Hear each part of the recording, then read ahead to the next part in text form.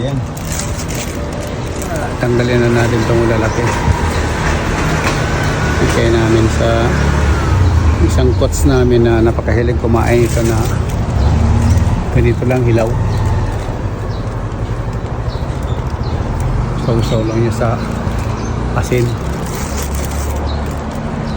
Saka pa nagtanggalin mo ba? Kailan din naman niya maubos na dami.